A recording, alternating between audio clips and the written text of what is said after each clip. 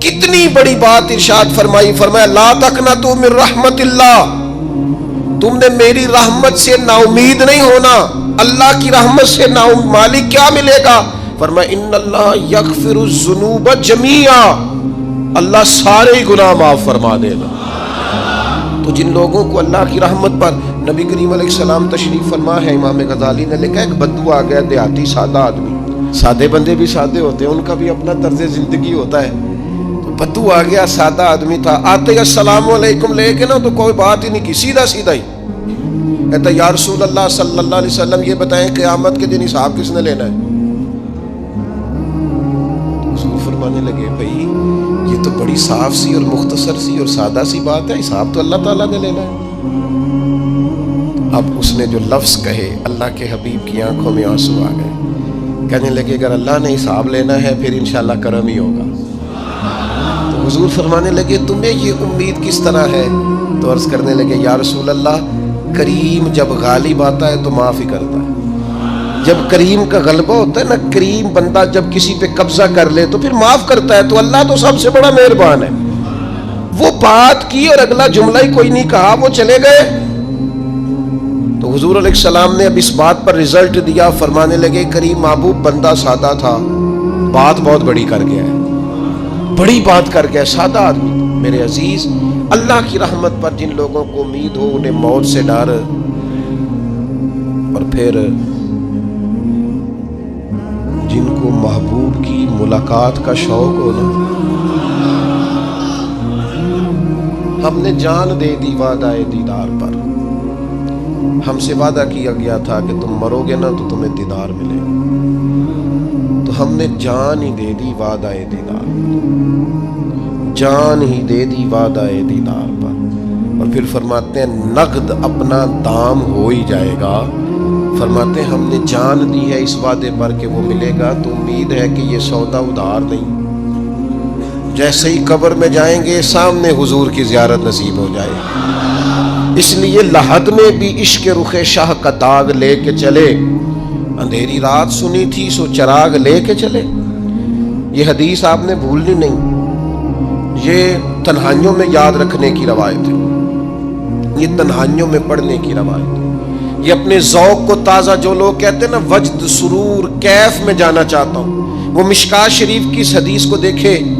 اللہ کے حبیب علیہ السلام نے فرمایا لوگوں میں تمہیں بتاؤں قیامت کے دن اللہ تعالیٰ بندوں سے پہلا سوال کیا فرمائیں گے اور بندے اس کا جواب کیا دیں گے؟ یا رسول اللہ کرم فرمائیے، بتائیے۔ تو کریم فرمانے لگے اللہ تعالیٰ قیامت کے دن بندوں سے سب سے پہلا سوال، اگرچہ بعض اور احادیث میں اور سوالات بھی آئے ہیں قیامت میں جو سب سے پہلے ہوں گے، لیکن اس حدیث میں یہ والا سوال حضور نے بیان فرمایا۔ حضور فرمانے لگے اللہ قیامت کے دن اپنے بندوں سے سب سے پہلا سوال یہ فرمائے گا کیا تم میری ملاقات کو پسند کرتے تھے؟ اوئے ہوئے ہوئے، کیا تمہارا ملنے کو جی چاہتا تھا؟ کبھی اے حقیقت منتظر نظر آ نہ لباس مجاز۔ اقبال کہتے ہیں تیرے کرم اتنے ہیں دل کرتا ہے تجھے دیکھیں، کبھی کبھی اے حقیقت منتظر نظر آ نہ لباس مجاز میں، لاکھوں سجدے تڑپ رہے ہیں میری جبین نیاز میں، تمہارا دل کرتا تھا مجھ سے ملنے کو؟ حضور فرماتے بندے عرض کریں گے مالک بڑا دل کرتا تھا۔ تو پھر اللہ فرمائے گا یہ گفتگو کی معنویت تو دیکھو یار، اس کا حسن تو دیکھو۔ اللہ پھر پوچھیں گے کیوں دل کرتا تھا تمہارا؟ دل کرتا تھا تو کیوں کرتا تھا؟ عرض کریں گے مالک اس لیے کہ ہمیں امید تھی کہ تم معاف بھی کر دے گا، رحمت بھی فرمائے گا، اس معافی کی امید پر دل کرتا تھا تو ملے۔ حضور فرماتے ہیں پھر رب فرمائے گا مجھ پر واجب ہے، میں نے اپنے کرم سے واجب کر لیا ہے کہ آج تمہیں جنت عطا کروں گا۔ یہ جو ملاقات ہے نا، ملاقات کہ وہ ملیں گے، ان سے ملاقات ہو۔ عمر بیت گئی نا نام جپتے، عمر بیت گئی نا تذکرہ کرتے، ہم سے بھی لوگ پوچھتے ہیں کیا کمائی کی، کیا زندگی میں حاصل کیا، تو ہم کہتے ہیں شرق سے غرب تک، ملک کے ایک کونے سے لے کر دوسرے کونے تک مدینے والے کی بات کی، حضور کا ذکر کیا، نبی پاک کے میں اپنی حیاتی تو قربان تھی وہاں ساری محمد محمد پکیندے گزر گئی ساری. یہ اعزاز ہے، یہ کرم ہے. اب کیا ہوتا ہے گناہگار لوگ اتنا بڑا دعویٰ تو نہیں کر سکتے، لیکن دل تو چاہتا ہے نا کہ چلو جس کا نام لیا ہے اس کی کبھی زیارت بھی ہو، کبھی ملاقات بھی ہو، کبھی نظر کرم بھی ہو. کسی نے اپنے محبوب سے کہا تھا کہ ذرا ایک نظر مجھ پہ بھی کیجئے، تو قریب بیٹھے ایک شخص نے کہا یار تو نے بڑا دعویٰ کیا ہے، جو محبوب ہوتے ہیں ان کو تکلیف نہیں دی جاتی، تو کہتا ہے پورا چہرہ ہی تیری طرف پھیرے. تو پھر اس نے اس درویش سے پوچھا کہ میں بھلا پھر کیا کروں، میرا دل تو میرا بھی کرتا ہے نا. چلو یہ تو آپ کی بات ٹھیک ہے کہ اب میں محبوب سے کہوں کہ اتنی تکلیف کرے کہ میری طرف پورا رخ پھیرے تو ٹھیک نہیں، تو پھر بتائیں میں کیا کروں. تو اس نے کہا ان راہوں میں کھڑا ہو جا جن راہوں کی طرف وہ کریم دیکھتا ہے. چلو اسی با کردار کو دیکھتے دیکھتے بیچ میں تیرے اوپر بھی نظر، مجھ پہ محشر میں نصیر ان کی نظر پڑ ہی گئی. مجھ پہ محشر میں نصیر ان کی نظر، اوئے ہوئے اللہ کرے آپ کو بھی وہ لطف آئے جو مجھے آ رہا. کہتے مجھ پہ محشر میں نصیر ان کی نظر. یہ انتہائی عاجزی ہے کہنے والے کی. اس نے بالکل اپنے آپ کو ختم کر کے کہا کہ میں قابل تو نہیں تھا، اور میں پھر تکلیف دیتا کہ میری طرف دیکھیں اسپیشل میرے لیے وقت نکالیں. پر کرم یہ ہوا کہ مجھ پہ محشر میں نصیر ان کی نظر پڑ ہی گئی. کہنے والے اسے کہتے ہیں خدا کا کرنا،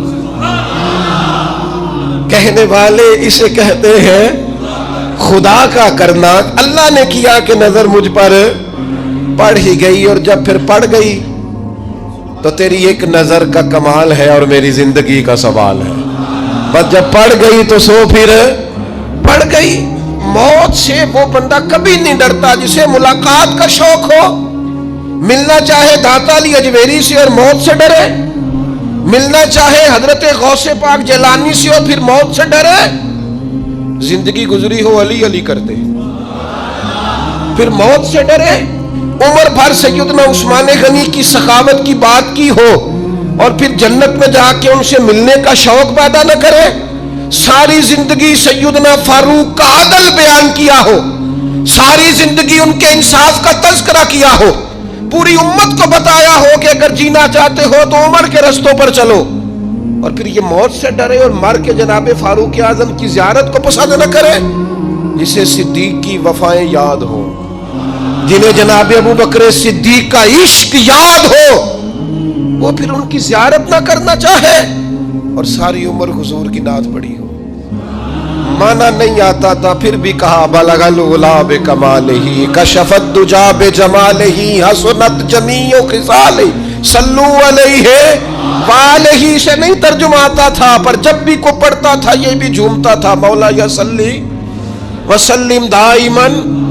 میں آپ کو بتاتا ہوں توتلا آدمی، توتلا اور دیوانہ مجذوب بیچارہ سمجھ نہیں، توتلا بولنا بھی ٹھیک نہیں آتا. مجھے نماز کا سلام پھرا تو وہ جلدی آ گئے، وہ ایک مجذوب آدمی تھے، سادے تھے، تو سلام لی تو کہنے لگے میں گل کرنی سی. تو میں نے ان سے کہا کہ تھوڑی دیر کے بعد ملتے ہیں. سادہ آدمی ہے، اللہ مجھے معاف کرے، میں کوئی نقل تو نہیں ان کی اتار سکتا.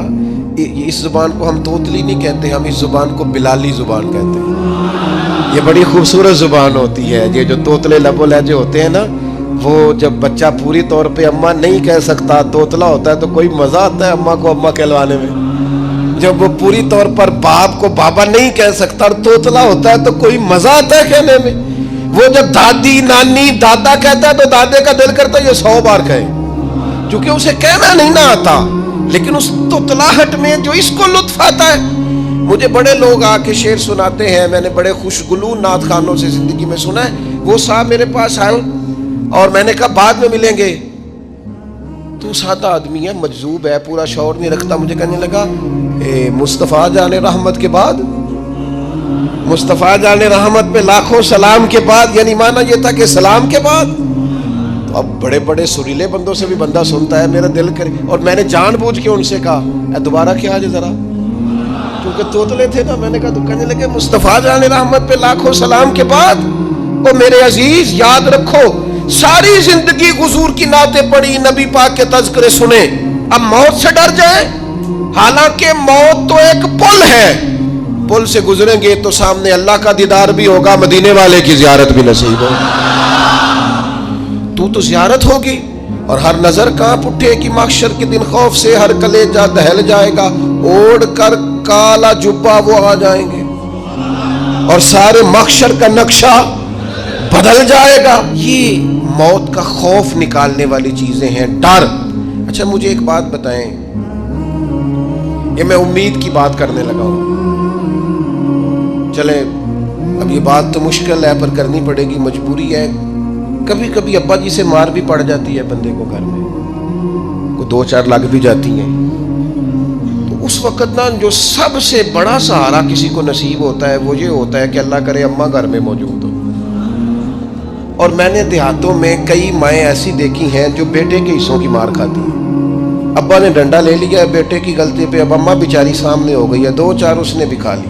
ये बात आप समझें, मौत का खौफ निकालने के मफहूम में बात अर्ज करो। अम्मा मौजूद हो ना घर में तो अब्बा सख्ती भी करने लगे तो किसी वक्त एहसास होता है कि जनाब ये सख्ती नहीं होगी क्योंकि मेरी अम्मा, और अम्मा पूरी वकील बन जाती है, कहती तो नहीं पता वो हो गई गलती, वो फलाने दे मुंडे ने खराब किया है, हालांकि हो सकता है इसने उसको भी खराब किया हो, लेकिन वो अम्मा वकील है, वो वकालत कर रही है और वो बेलौस कर रही है। होता है ऐसे, इस बात को समझ ले अच्छे तौर पर। मौत का खौफ नहीं, डर नहीं, इसलिए कि घर में मां मौजूद हो तो बाप का डर नहीं होता।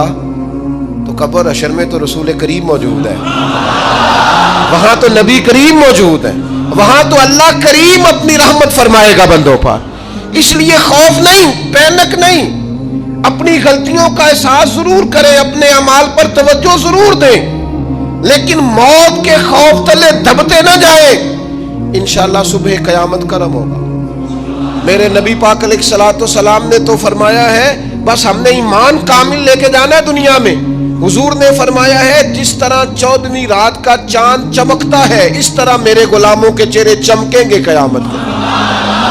अल्लाह के रसूल सल्लल्लाहु अलैहि वसल्लम फरमाते हैं जिस्म के जिन जिन हिस्सों पर वुजू का पानी लगता रहा वो कयामत में चमकेंगे। दूर से लोग इनका नूर देखेंगे, पता चलेगा वो मोहम्मद अरबी के गुलाम आ रहे हैं। ये करम होगा सुबह कयामत, ये अताएं होंगी। इसलिए मोमिन मौत से डरता। सैयदना बिलाल हबशी रदी अल्लाह ताला अन्हु, आखिरी वक्त है, नज़ा का आलम तारी, और ये गुफ्तगू देखें गुलामों की। आपकी अहलिया रो पड़ी, कहने लगी हाय हाय अफसोस। हजरत बिलाल फरमाने लगे क्या हुआ? कहने लगी अफसोस है कि आप दुनिया से जा रहे हैं। तो हजरत बिलाल ने मजमून ही बदल दिया, सोच का जाविया ही बदल दिया। फरमाने लगे ये अफसोस का मकाम नहीं, ये तो खुशी का मकाम है, इसलिए कि मेरी आज आंखें बंद होंगी, कब्र में खुलेंगी, मदीने वाले महबूब से भी मिलूंगा, हुजूर के गुलामों से भी मिलूंगा सल्लल्लाहु ताला अलैहि वसल्लम। तो मौत तो मकाम मुसर्रत है, और अगर ये मिल जाए जिंदगी में। एक बद्दू ईमान ले आए, इब्ने माजा में मौजूद है। हजरत अबू हुरैरा रदी अल्लाह ताला अन्हु हदीस के रावी हैं, फरमाते हैं एक बद्दू ईमान लाए और उन्होंने हुजूर अलैहिस्सलाम के साथ हिजरत भी की, इब्ने माजा में मौजूद है। तो नबी पाक अलैहिस्सलाम ने ना उन्हें एक सहाबी के साथ कर दिया, अब उनके काम काज में मसरूफ हो गए उनके साथ। तो हुजूर अलैहिस्सलाम ने ना एक जगह से माले गनीमत आया, तो तरीका मुबारक ये था कि माले गनीमत में सबको हिस्सा दिया जाता था। अगरचे वो जिहाद पे नहीं गए लेकिन हुजूर ने उन्हें भी हिस्सा दिया। तो वो सहाबी तो रो पड़े, अर्ज करने लगे हुजूर मैं इसके लिए तो ईमान नहीं लाया था। हुजूर ने फरमाया फिर बताइए, गर्चे हुजूर जानते हैं किस लिए लाए थे। अर्ज की हुजूर मैं तो इसलिए ईमान लाया था कि मैं रब की राह में लड़ूंगा और मैं अपनी जान पेश करूंगा, मैं शहादत के लिए ईमान लाया था, मुझे ये माल दौलत नहीं चाहिए। थोड़ी ही देर गुजरी कि एक और मार्के का ऐलान हो गया, जंग का ऐलान हो गया। हुजूर ने फरमाया चलो, वो गए और चंद ही लम्हे गुजरे कि वो मैदान में उतरे और फिर शहीद हो गए। सहाबाए किराम उनकी मुकद्दस लाश मुबारक को उठा के महबूब के कदमों में लाए तो नबी करीम ने क्या खूबसूरत बात इरशाद फरमाई। हुजूर फरमाने लगे देखो इसने अल्लाह की तस्दीक की है तो रब ने भी इसकी तस्दीक फरमा दी। اور پھر یہ دو جملے محبوب کہتے کہتے اٹھے اور پھر حضور نے اپنا جبہ مبارک اتارا اور اتار کے فرمایا اس بندے کو نہ اس جبے میں کفن دے دو، اس میں اسے کفن دو، اس لیے کہ تو شہادت کے لیے ایمان لائے، موت کی آنکھوں میں آنکھیں ڈال کے جیا، اپنی زندگی کمزور نہ گزارے۔ مسلمانوں پہ کافر کا روب طاری ہو گیا ہے۔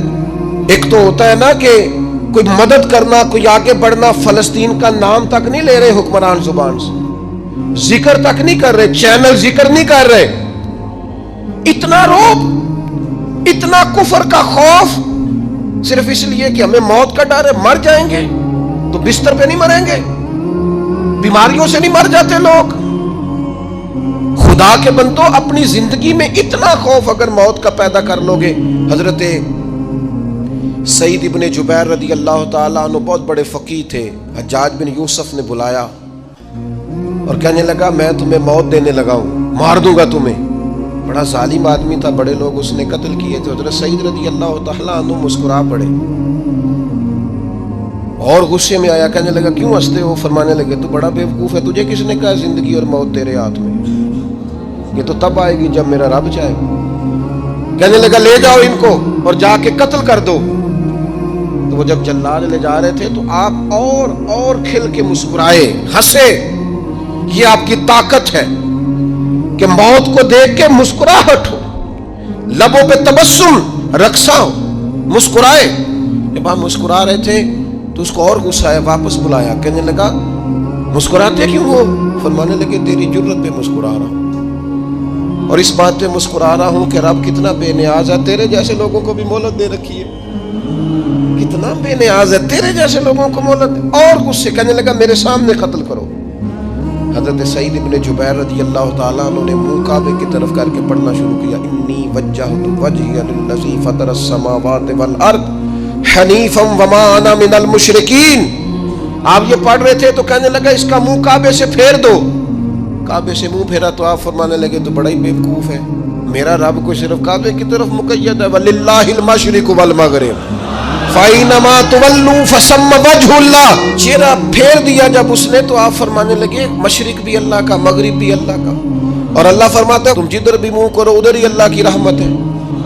یہ پڑھا تو اب اس نے لٹایا، اور جب وہ آپ کو قتل کر رہا تھا تو حضرت سعید ابن جبیر کی ایک زوردار آواز گونجی، فرمایا یاد رکھنا مجھے اسی طرح قتل کرنا جس طرح تم خود قیامت میں قتل ہونا پسند کرتے ہو، میرا آخرت پر یقین کامل ہے، محشر میں عدالت لگے گی، میں تمہیں قتل کروں گا میں۔ حضرت سعید ابن جبیر کی وہ جرت تھی کہ دربار سارا لرز گیا حجاج کا۔ حضرت سعید ابن جبیر رضی اللہ تعالیٰ عنہ کہنے لگے اللہ اسے میرے بعد کسی پر مسلط نہ کرنا، میرا قتل آخری ہو، میرے بعد نہ ہو۔ ڈر گئے لوگ، سہم گئے، اور وہ جو جلاد آپ کو قتل کر رہا تھا اس کے بھی ہاتھ کانپ رہے تھے۔ اتنی جرت، موت کا ایک منٹ کے لیے خوف نہیں۔ حضرت سعید ابن جبیر رضی اللہ تعالیٰ عنہ شہید ہو گئے تو اتنا خون نکلا، اتنا خون نکلا، اتنا خون نکلا، خون بند ہی نہیں ہو رہا۔ ایک طبیب بیٹھا تھا، ہانپتے کانپتے ڈرے ہوئے سہمے ہوئے، حجاج کہنے لگا اس سے اتنا خون؟ تو کہنے لگا بادشاہ میں نے سالوں مریض دیکھے ہیں، اس کو پتہ چل جائے نا مرنے والا ہوں وہ تو اتنا خوف میں آتا ہے پہلے ہی اس کا سارا خون جم جاتا ہے اور سکڑ جاتا ہے اور اس کا خون جل جاتا ہے۔ یہ جو بندہ تم نے شہید کیا ہے نا اس میں ایک رتی برابر بھی موت کا خوف نہیں۔